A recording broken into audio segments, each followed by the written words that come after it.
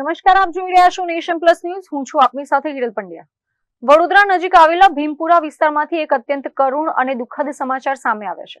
ભીમપુરા પાસે આવેલી નર્મદા કેનાલમાં ડૂબી જવાથી ગોત્રી જનરલ હોસ્પિટલના રેસિડેન્ટ ડોક્ટરનું કરુણ મોત નીપજ્યું છે. મળતી માહિતી મુજબ ગોત્રી હોસ્પિટલના ડર્મેટોલોજી વિભાગમાં ફાઇનલ ઈયરમાં ફરજ બજાવતા ડોક્ટર દર્શનકુમાર ડોડિયા પોતાના બે મિત્રો સાથે ભીમપુરા કેનાલ પાસે ગયા હતા. આ દરમિયાન અકસ્માતે તેમનો પગ લપસતા તેઓ કેનાલના ઊંડા પાણીમાં ડૂબ્યા હતા. ઘટનાની જાણ થતાં જ પોલીસ અને સ્થાનિકોની ટીમે તાત્કાલિક બચાવ કામગીરી હાથ ધરી મૃતદેહને બહાર કાઢ્યો હતો અને પીએમ અર્થે હોસ્પિટલ ખસેડ્યો હતો. બનાવની જાણ થતાં જ મૃતક ડોક્ટરના પરિવારજનો ગોત્રી હોસ્પિટલ ખાતે દોડી આવ્યા હતા. આશાસ્પદ યુવાન ડોક્ટરના અકાળે અવસાનથી પરિવારજનો અને સમગ્ર તબીબી આલમમાં ઘેરા શોકની કાલીમાં છવાઈ ગઈ છે. બનાવ અંગે પોલીસે અકસ્માતે મોતનો ગુનો નોંધી આગળની કાયદેસરની તપાસ હાથ ધરી છે. ગોત્રી હોસ્પિટલમાં આજે સવારે 7:30ની આસપાસ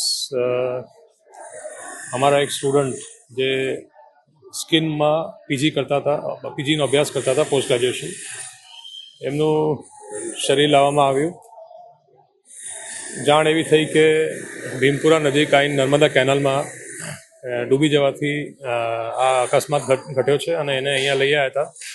અહીંયા તાત્કાલિક વિભાગમાં doctors, emergency medicine department, anaesthesia ડિપાર્ટમેન્ટે મળીને એમને રિવાઇવ કરવાનું ટ્રાય કર્યું, પણ શક્ય બન્યું નહીં અને પછી મૃત જાહેર કર્યું છે.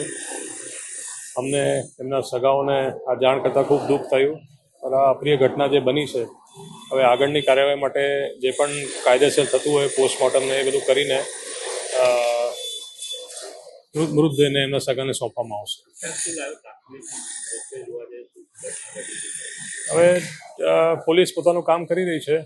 બીજા છોકરાઓની જાણ થઈ કે આ એક એક્સિડેન્ટલ ડેથ જ થયું છે અને બીજી કોઈ ડિટેલ્સ આગળની ઇવેન્ટ્સનું જે પોલીસ ડિપાર્ટમેન્ટ પંચનામું કરીને કરશે એના ઉપરથી ખબર પડશે. Chirag Patel, nation plus news, Vadodara.